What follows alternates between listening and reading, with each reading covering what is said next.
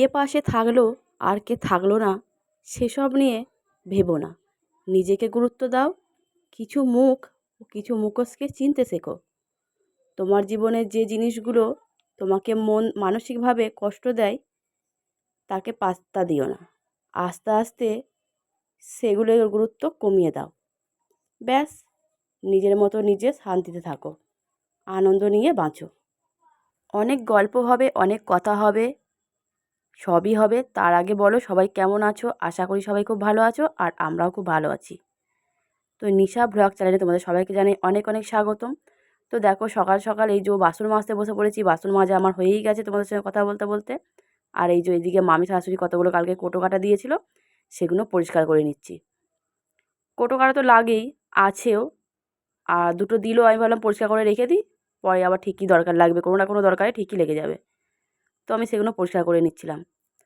আর সকালের খাওয়া দাওয়া, চা খাওয়া, হরলিক্স খাওয়ানো ছেলেকে, সেসব তো হয়েই গেছে। আর ঘর পোঁছা, ঝাঁট দেওয়া, পোঁছা, কাপড় কাচা, কাপড় জামা কাচা, সবই হয়ে গেছে। আমি এই যে এখন বাসনটা মাজা হয়ে গেছে, এগুলো পরিষ্কার করে নিয়ে যাব এখন রান্নার দিকে। তো এতক্ষণ পর্যন্ত যারা যারা ভিডিওটা দেখছো তাদেরকে বলবো, যারা এখনও লাইক দাওনি চটপট করে একটা লাইক দিয়ে দাও। তোমাদের লাইকে কিন্তু ভিডিও বানার আগ্রহটা আরও বাড়ে, তাই চটপট করে দেরি না করে একটা লাইক দিয়ে দাও। তো মাজা ঘষার পর্ব শেষ, এখন ধুয়ে নেবার পালা। এবার যাব রান্নার দিকে। আমাদের এখানে কিন্তু মেলা বসে আছে। রথের দিন থেকেই আমাদের এখানে মেলা বসে যায়, আর এক সপ্তাহ পর্যন্ত পুরো মেলা থাকে। তো রোজ যাওয়া হয় না, রথের দিন যাওয়া হয়, আবার সেই যাওয়া হবে উল্টো রথের দিন। তো তোমাদের ওখানে কার কার বাড়ির পাশে রথ হয় অবশ্যই কিন্তু কমেন্ট করে জানিও। তো দেখো এদিকে আমার কোটো কাটা ধোয়াধুয়ি কিন্তু কমপ্লিট হয়েই গেছে। বাথরুমটা একটু পরিষ্কার করে নেবো, পরিষ্কার করে নিয়ে তারপরে চলে যাব রান্নার দিকে। কটা বোতল খালি ছিল, সেগুলো মনে করে একটু জলগুলো ভরে নিই। বোতলগুলো একটু পরিষ্কার করে নিলাম, পরিষ্কার করে যে জল ভরছি। বোতলে অবশ্য আমরা জল খাই না, অনেকগুলো বোতলে জল করলে কি না বোতলগুলো ভেতরে নোংরা হয়ে যায়। পরিষ্কার করা যায় জানি, কিন্তু পরিষ্কার করার পরেও কিন্তু অনেকটা গন্ধ থাকে। যেটা দিয়ে পরিষ্কার করা হয় তার গন্ধ কিন্তু থেকেই যায়। তাই আমরা কটা বোতলে জল ভরে রাখি, সেই বোতলে জল খাওয়া হয়ে গেলে আবার জল ভরে দিই, আবার শেষ হয়ে গেলে আবার ভরে দিই। এরকম করেই খাওয়া হয়। এক গাদা বোতল করলে না, সব বোতলে জল ভরা থাকবে, সেই বোতলগুলো খাওয়া হবে না, এদিকে জলটা ভরা থাকবে, বোতলগুলো শ্যাওলাও হয়ে যাবে।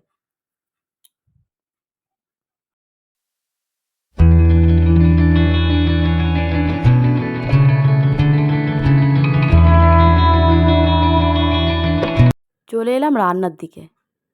দেখো এখানে কড়া বসিয়ে দিয়েছি, আর এই যে সকালবেলা নিয়ে নিয়েছি মাছের ডিম, আর একটু নিয়েছি মাছের তেল, আর কিছু নিইনি। আর কিছু মাছ ছিল না সেরকম, বড় মাছ ছিল। বড় মাছ খেতে কিন্তু আমার একটু ভালো লাগে না। মাছের ডিমটা একটু বড়া করে ভেজে দেবো ছেলেটাকে, ছেলেটাকে খেয়ে স্কুল যাবে। তো এখানে আমি ডিমের বড়াটা একটু পেঁয়াজ আর একটু মশলা দিয়ে ভেজে দিচ্ছি।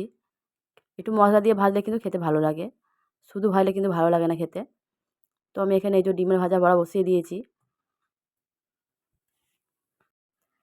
একদিনে কি কারো বন্ধু হওয়া যায়?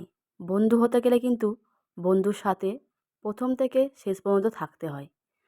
একদিন এসেই আমি তোমার বন্ধু হয়ে গেলাম, সেটা কিন্তু কোনো দিনই হওয়া যায় না। না কেউ হতে পারবে, না আমি কারো বন্ধু সেরকম হতে পারবো। তাই যদি ভালো লেগে থাকে তবেই কিন্তু বন্ধু করতে এসো।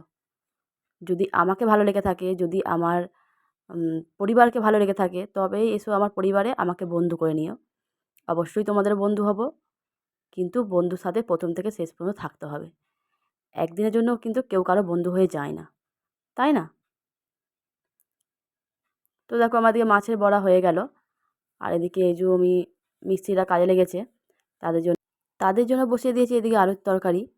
আর এই যে অন্যদিকে আমি ভাতও বসিয়ে দিয়েছি ছোটো হাঁড়ি করে। জলখাবার সবাই মুড়ি খাওয়া হবে, মুড়ি তরকারি, তাই আমি এদিকে অল্প ছোটো হাঁড়িতে ভাত বসিয়েছি। এটাও একটা রুটিনের মধ্যে যেন হয়ে গেছে, মিস্ত্রিদের জলখাবারে মুড়ি দেওয়া। এখন রোজকারের প্রতিদিন একটা রুটিন হয়ে গেছে।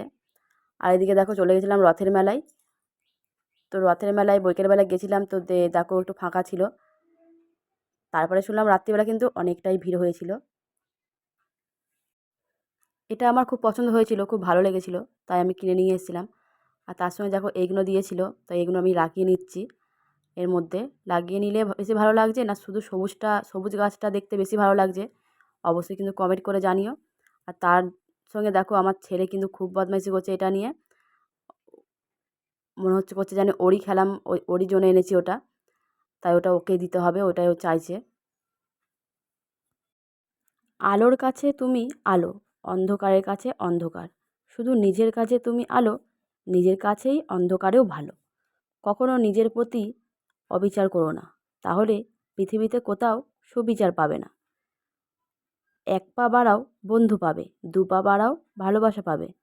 জীবনের শেষ পা পর্যন্ত কাউকে পাবে না, শুধু নিজেকেই পাবে।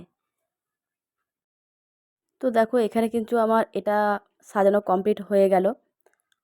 আর তার সঙ্গে আমি আরও দুটো ফুল এনেছিলাম। এই দেখো এটা সাদা ফুল এনেছিলাম, এটা সাদা, আর একটা হলুদ এনেছিলাম।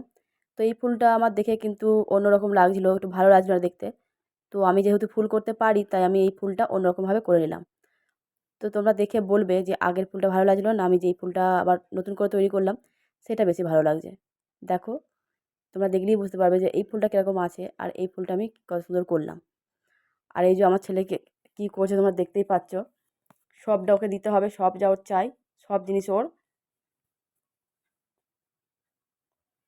আর এই যে আমার মা দেখাচ্ছিল হলুদ ফুলটা, হলুদ ফুলটা কিন্তু কত সুন্দর লাগছে দেখতে, ভালোই লাগছে। তো এগুলো আমি নিয়ে এসেছি আমার নতুন ঘরের জন্য। নতুন ঘর এখনও কমপ্লিট হয়নি, যখন হয়ে যাবে তখন ওখানে সাজিয়ে রাখবো, তোমাদের দেখাবো।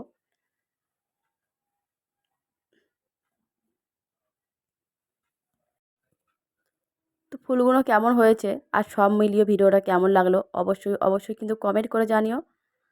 যারা যারা এখনও পর্যন্ত লাইক দাওনি তারা চটপট করে একটা লাইক দিয়ে দাও। আর ভিডিওটা যারা নতুন দেখছো, ভালো লাগলে সাবস্ক্রাইব করে অবশ্যই পাশে থেকো পরের ভিডিওর জন্য। তো আজকের মতো এখানেই টাটা বন্ধুরা।